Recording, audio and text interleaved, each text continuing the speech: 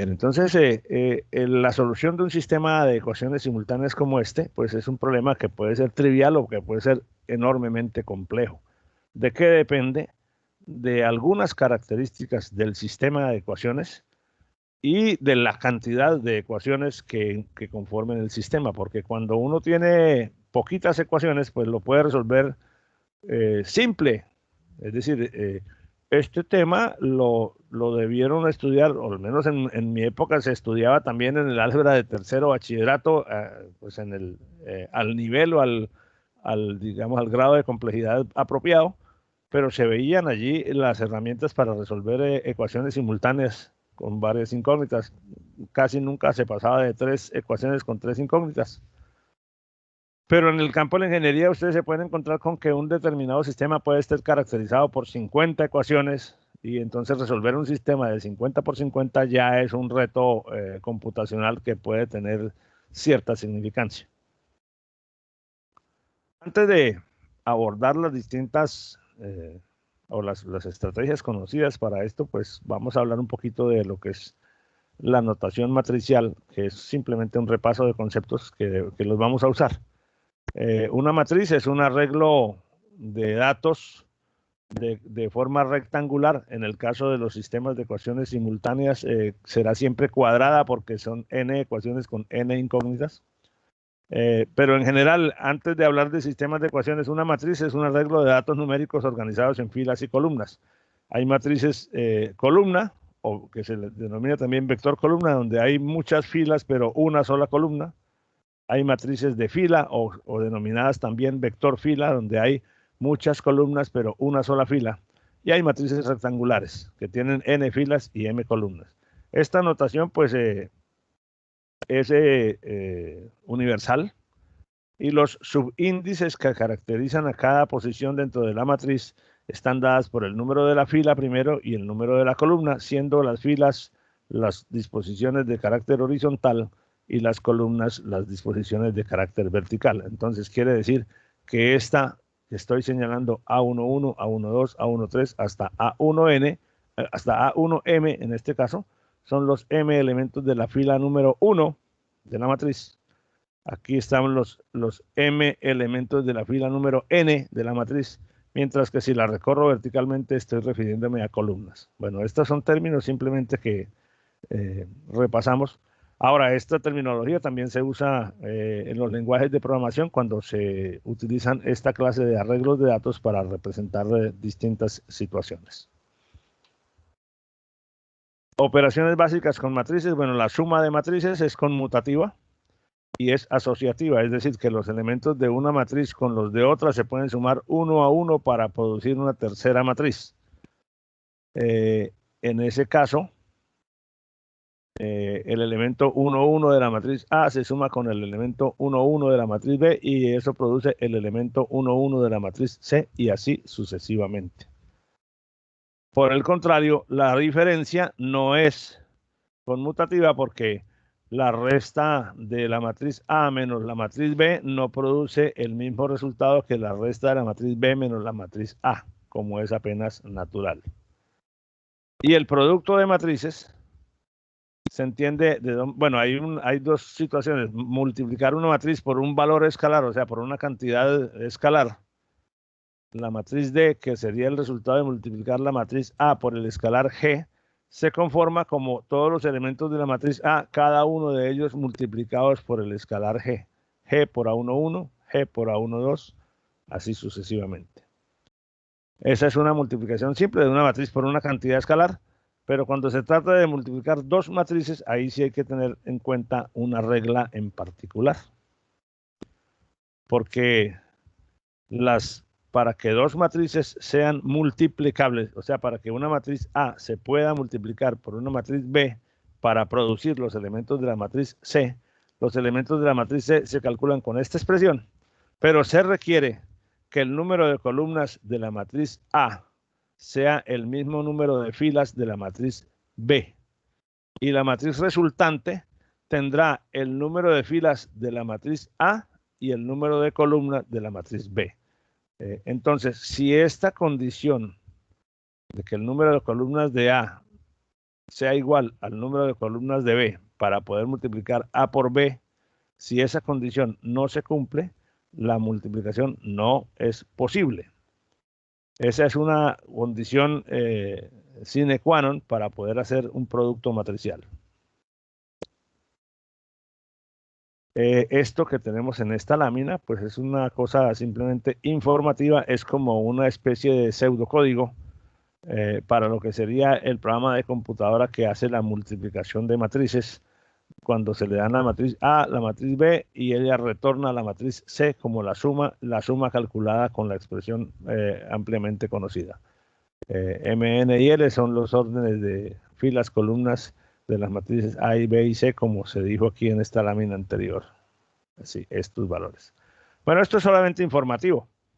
De hecho, hay muchas herramientas hoy en día, los lenguajes de programación y las herramientas hacen la multiplicación de matrices mediante una función de biblioteca, o sea que no es tan obligatorio en la mayoría de los casos desarrollar el código del programa para multiplicar las matrices. Aquí lo pongo simplemente a nivel de información. En Excel, por ejemplo, uno señala los rangos de los datos donde están las matrices y usa la función de multiplicación de matrices, la función matricial de multiplicación, y él le produce el resultado en una forma, en una sola operación. Bien, entonces con base, esos hasta ahí eran, digamos, conceptos muy preliminares sobre lo que son las matrices en general, que no los voy a profundizar mucho porque, como dije hace un momento, ya ustedes conocen esa información suficientemente bien de cursos anteriores. El sistema de ecuaciones simultáneas que queremos resolver, que tiene una forma como esta: A11 por X1 más A12 por X2 y así sucesivamente hasta A1n por Xn igual a B1, primera ecuación. Y con la misma forma, la segunda, la tercera, la cuarta, hasta la n-ésima ecuación. Un sistema como estos es representable mediante una expresión matricial. De esta forma, donde A es la matriz de coeficientes. Es una matriz conformada con los elementos A11, A12, A13 hasta A1n, B21, A21, A22, A2n y así sucesivamente. Esa matriz de coeficientes multiplicada por una matriz columna, un vector columna donde están las incógnitas, produce como resultado un vector de términos independientes donde están pues estos elementos. ¿Esto por qué es posible? Porque si yo desarrollo la multiplicación de esta matriz por esta matriz, que es una matriz columna, el número de columnas de la primera matriz, que son n, es igual al número de filas de la segunda matriz, que son n filas. Entonces yo puedo multiplicar esta fila por esta columna y el resultado me da este término independiente. O lo que es decir, A11 multiplicado por X1 más A12 multiplicado por X2 más A13 multiplicado por X3 y así sucesivamente hasta agregar el término A1n multiplicado por Xn igual a B1. Eso es la primera ecuación. A11x1, A12x2, A1nxn. A21 por X1 más A22 por X2 más A23 por X3 y así sucesivamente igual a B2. Eso es la segunda ecuación. Y así podemos entender entonces que este sistema de ecuaciones simultáneas que tenemos representado en esta parte de la lámina se puede expresar así como este producto de una matriz por un vector igual a un vector. Entonces, la representación matricial de un sistema de ecuaciones algebraicas lineales es una representación muy útil porque es fácilmente computable. Entonces, si la matriz A multiplicada por el vector de incógnitas me produce el vector de términos independientes, una primera forma muy evidente sería que la siguiente: si yo multiplico ambos términos de la expresión por la inversa de la matriz A, les pregunto, ¿qué resultado se obtiene cuando uno multiplica una matriz por su inversa?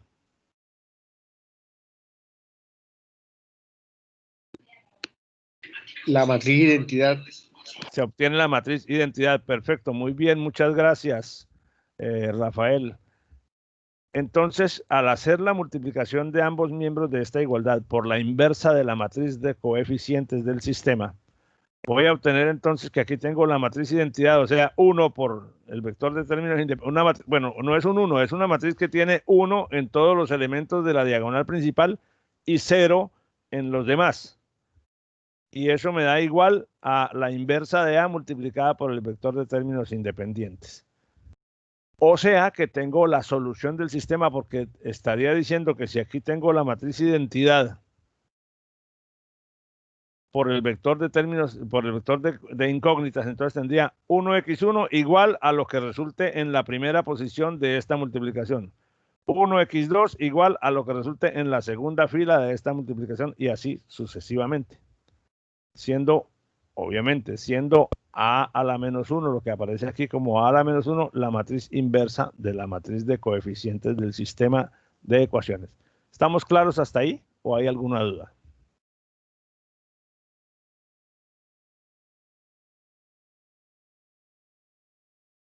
Bien, entonces, les pregunto, ¿cómo se calcula la inversa de una matriz?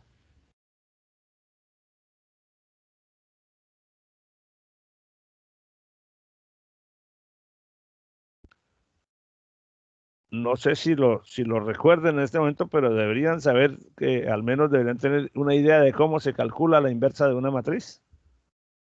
Es algo que uno no suele usar con frecuencia, pero se supone que ustedes ya lo conocen.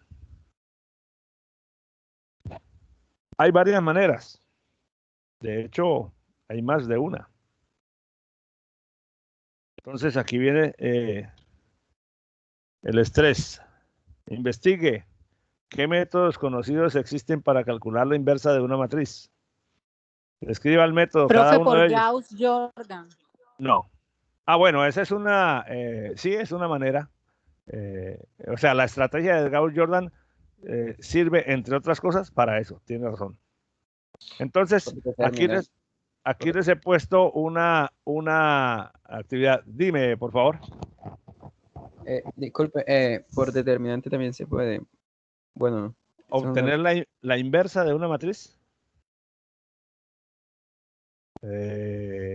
Se puede, hay un método hay un método para calcular la inversa de una matriz que utiliza determinantes.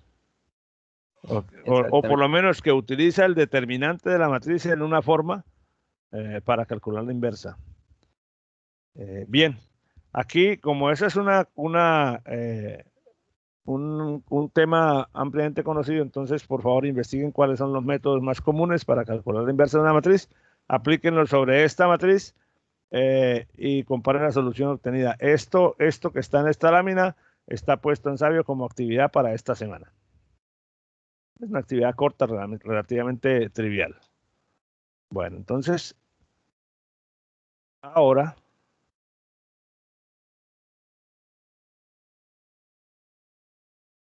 vamos a pasar a la siguiente sección.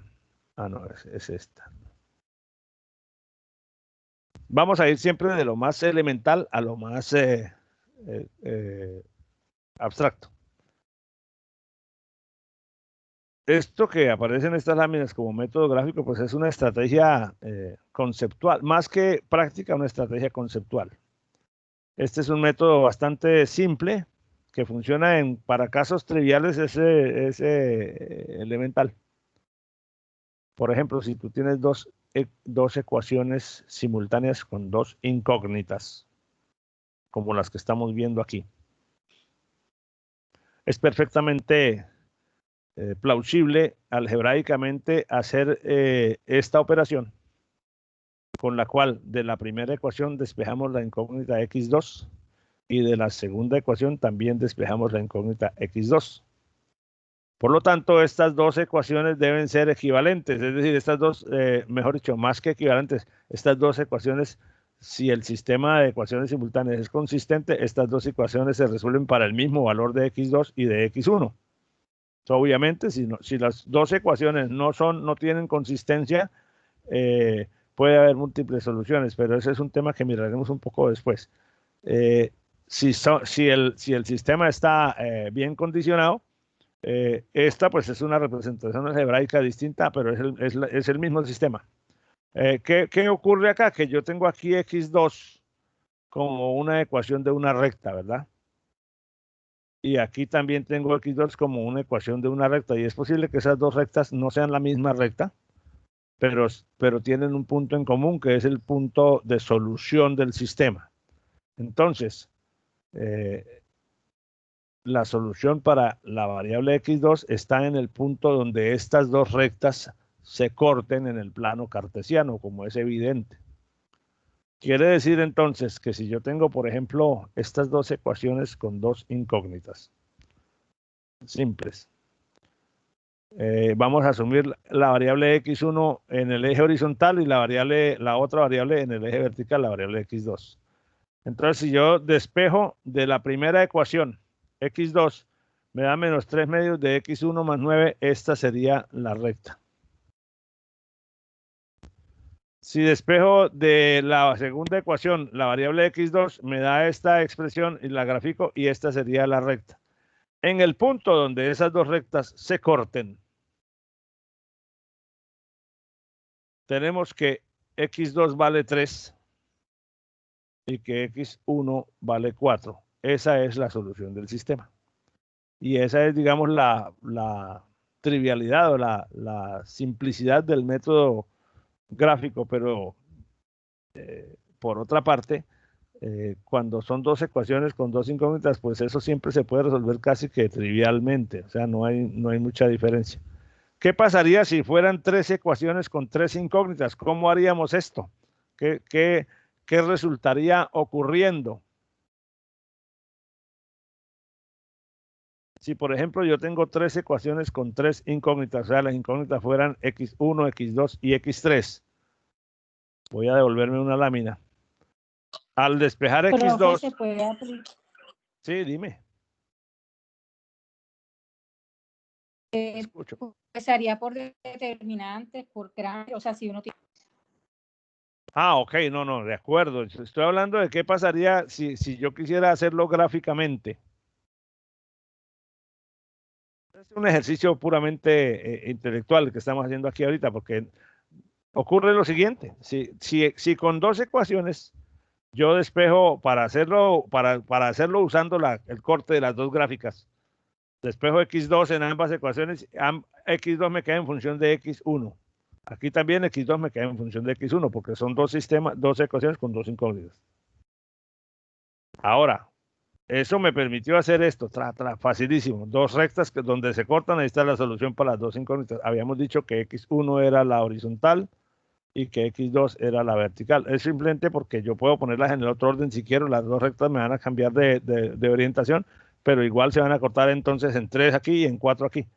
Bueno, ese no es la pregunta es, ¿qué pasa si las ecuaciones que yo tengo fueran de tres incógnitas? Entonces, si fueran de tres incógnitas, al despejar una incógnita de las tres ecuaciones, me quedaría siempre en función de las otras dos incógnitas. Entonces, lo que me resulta del lado derecho de esta igualdad no es la ecuación de una recta, sino la ecuación de un plano. Porque queda x2, por ejemplo, en función de x1 y x3. Entonces, implicaría que yo tenga que manejar un sistema de tres coordenadas, no de dos, como se aplica en este caso. Entonces ya el asunto se complica un poco, digamos, desde el punto de vista geométrico, no porque no sea posible manejar, sino porque dibujar planos en una hoja de papel es una abstracción que exige bastante control. Dibujar rectas en una hoja de papel no tiene problema porque la hoja de papel es un plano bidimensional y la recta se adecua a ese sistema de coordenadas. Pero si yo quiero dibujar un sistema de coordenadas de x, y, z o x1, x2, x3 en la pantalla o en el papel o en el tablero, pues yo tengo que imaginarme el volumen porque no lo puedo dibujar físicamente porque el soporte donde lo estoy dibujando es bidimensional. Entonces se puede manejar algebraicamente, funcionaría muy bien, pero el dibujo de los planos ya sería una cuestión que tendríamos que hacer con alguna herramienta computacional que nos permita modelar tridimensionalmente en la pantalla y ya pues pierde la gracia o pierde la facilidad, la supuesta o la presunta facilidad que el método gráfico tiene. Ahora, si son más de 3 ecuaciones, pues superamos las 3 dimensiones del espacio que usamos normalmente en la geometría euclidiana, y por lo tanto el método gráfico ya no tiene sentido porque no podemos manejar 4 dimensiones, digamos, visual o volumétricamente. Hay algunos casos específicos donde este método nos puede dar problemas. Bueno, no es el método el que da problemas, es el sistema de ecuaciones. Cuando uno al dibujar las dos rectas se encuentra con esto, simplemente ese es un sistema donde no hay 2 ecuaciones realmente, sino que una ecuación, pues sí hay 2 ecuaciones, pero se trata de 2 ecuaciones que no tienen, un sistema que no tiene solución, porque las 2 ecuaciones no tienen valores simultáneos de x1 y x2 que las satisfagan a la vez. Si uno ve, estas 2 rectas nunca se van a cruzar y por lo tanto ese sistema no tiene solución. Hay otra situación en la que las 2 ecuaciones, al dibujar las 2 líneas, me dan la misma línea. Y entonces en ese caso lo que está sucediendo es que no se trata de 2 ecuaciones, sino de una ecuación que es múltiplo de la otra. O sea, es la misma ecuación afectada en alguna proporción. Si uno mira, compara esta ecuación con la que está aquí en la parte inferior, es la de arriba multiplicada por 2. Básicamente es la misma ecuación, solo que tiene una transformación algebraica. En este caso hay infinitas soluciones porque las 2 líneas rectas se cortan en todos los puntos. Por eso se dice que son infinitas soluciones. Y hay situaciones como esta donde al dibujar una ecuación y luego dibujar la otra, encontramos que no son idénticas, o sea que sí hay un corte, que es la solución de ese sistema de 2 ecuaciones con 2 incógnitas, pero son muy parecidas las 2 rectas entre sí. Por lo tanto, cuando estas 2 ecuaciones se someten, o cuando este sistema de ecuaciones simultáneas se somete a un método numérico de solución, vamos a tener problemas con los errores de redondeo, porque como las cosas se parecen tanto, es decir, las cifras no se pueden precisar con facilidad, es difícil encontrar la convergencia del sistema, como lo veremos después. Y pues hay que luchar un poco para precisar exactamente el punto donde se cortan las 2 ecuaciones, o el valor de x1 y x2 que resuelven el sistema. Estos son sistemas que generalmente se denominan sistemas mal condicionados, que seguramente se los van a tropezar en algún momento, porque la vida es difícil, y la mayoría de las veces uno aprende cómo son los casos de solución fáciles, pero cuando se le presenta un caso nuevo, se sale de los parámetros o tiene características. Oye, pero así nosotros nunca vimos un caso como este, porque hay un ingrediente adicional, una variable que uno no controla, que afecta algún parámetro del sistema y le introduce la necesidad de que ustedes apliquen su capacidad de análisis. Bien, eso entonces, toda esta forma gráfica de tratar el problema. Alguno de ustedes me mencionó hace un momento la regla de Cramer. Ese es el siguiente paso. Vamos a ir gradualmente avanzando. Esta es otra técnica que es apropiada para sistemas también pequeños, pero que se basa en el concepto de lo que es el determinante de una matriz. Un determinante es un número, es una cantidad escalar, no es una matriz. Aunque se dibuja con elementos arreglados matricialmente, lo simbolizamos con 2 barras verticales y no con 2 corchetes rectangulares, para representar que se reduce a un número escalar. Lo que pasa es que el determinante se obtiene a partir de operaciones entre los elementos de la matriz usando un cierto conjunto de reglas. Por ejemplo, si yo tengo en un sistema de 3 ecuaciones simultáneas, donde A es la matriz de coeficientes, X es el vector de incógnitas y B el vector de términos independientes, el determinante de la matriz A se simboliza así. Se parece mucho visualmente a lo que es la matriz, pero por el hecho de que estas 2 sean barritas verticales, esos símbolos me transmiten la idea de que ese es un determinante y se calcula se reduce a un número que se calcula haciendo operaciones con estos elementos. Naturalmente, desde el punto de vista matemático, un determinante es un número, mientras que una matriz es un arreglo de datos. ¿Cómo se calcula un determinante? Primero, no se puede calcular el determinante si la matriz no es cuadrada. Es decir, el concepto de determinante tiene sentido para matrices cuadradas, es decir, matrices que tienen el mismo número de filas y el mismo número de columnas. Hay varias maneras de calcularlo. No sé si ustedes han oído en algún momento les han mencionado o tuvieron acceso o contacto con la archifamosa y conocida regla de Sarrus. ¿Alguien ha oído hablar de la regla de Sarrus?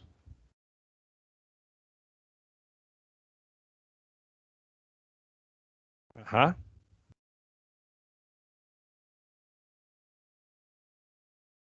Ah, ok, sí. ¿Sí? Sí, que solo se permite sí. hasta O sea, 3, matriz de 3x3.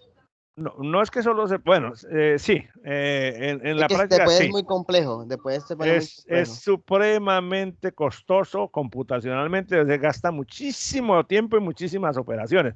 No tanto la complejidad, porque realmente la complejidad, conceptualmente hablando, es la misma porque solo son sumas y multiplicaciones, sumas y restas, pero es el número de operaciones que hay que hacer.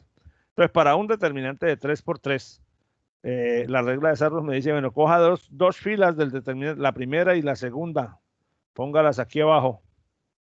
Y ahora las líneas azules, multiplique esos tres números, multiplique estos tres entre sí, multiplique estos tres entre sí y sume esos tres valores.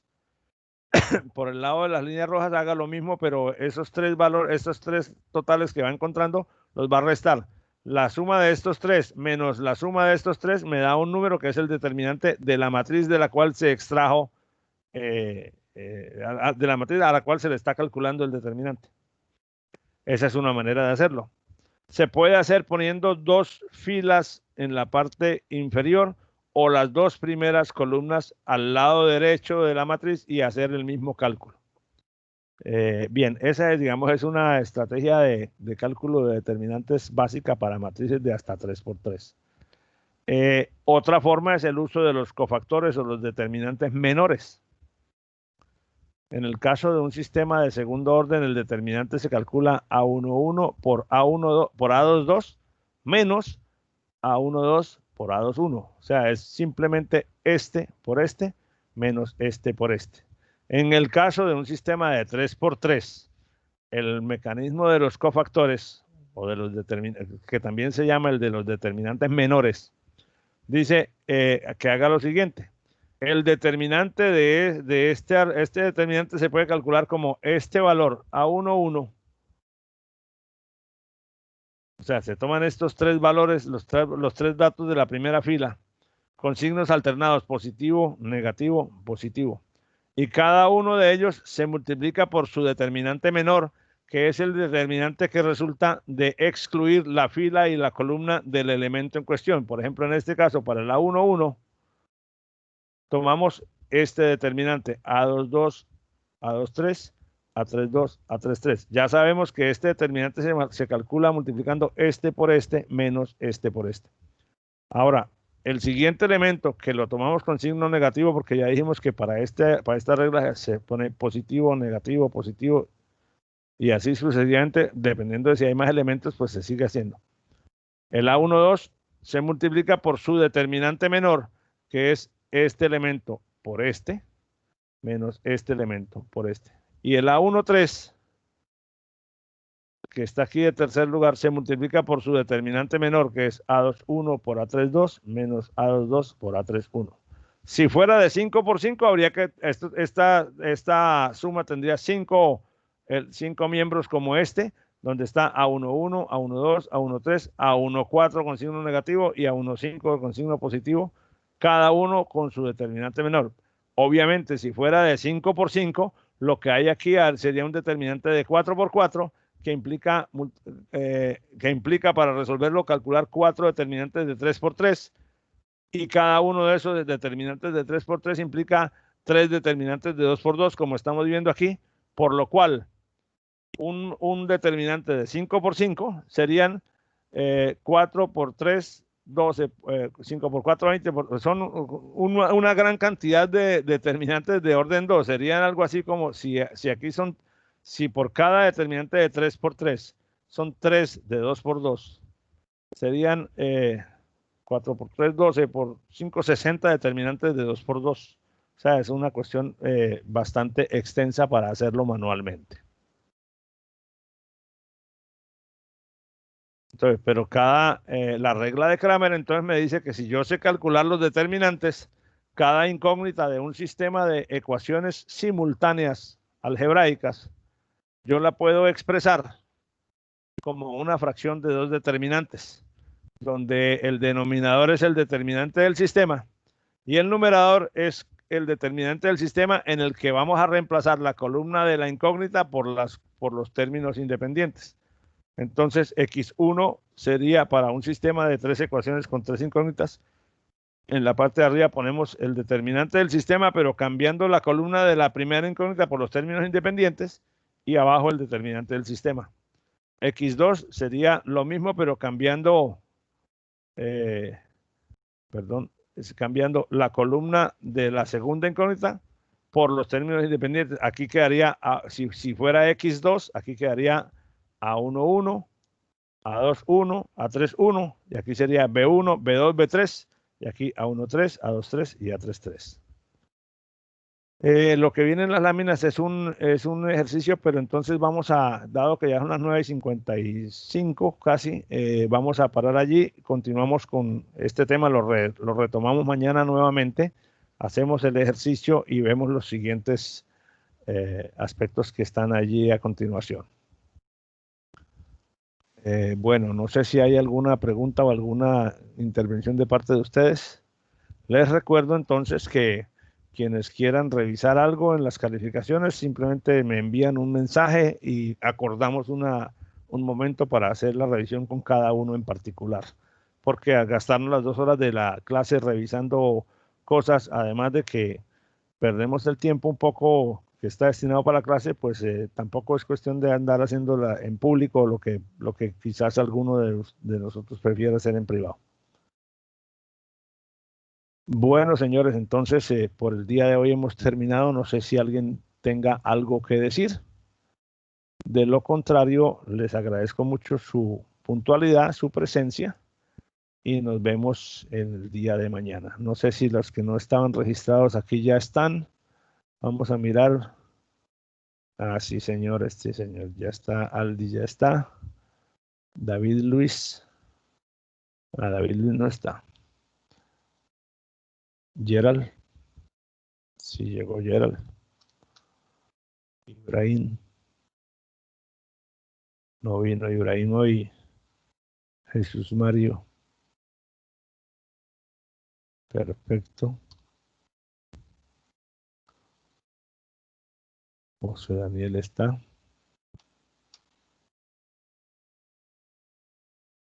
José Roberto ya está.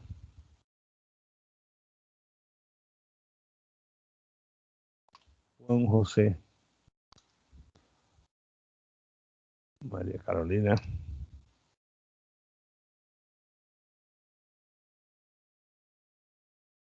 Andrés no vino. Ah, bueno, Andrés tiene una excusa médica hoy. Me lo escribió. Bueno, muchachos, nuevamente mis agradecimientos por su paciencia, por su presencia y les deseo que tengan un feliz resto de día. Bueno, profe, gracias igualmente. Hasta luego. Hasta luego, jóvenes. Hasta luego, profesor.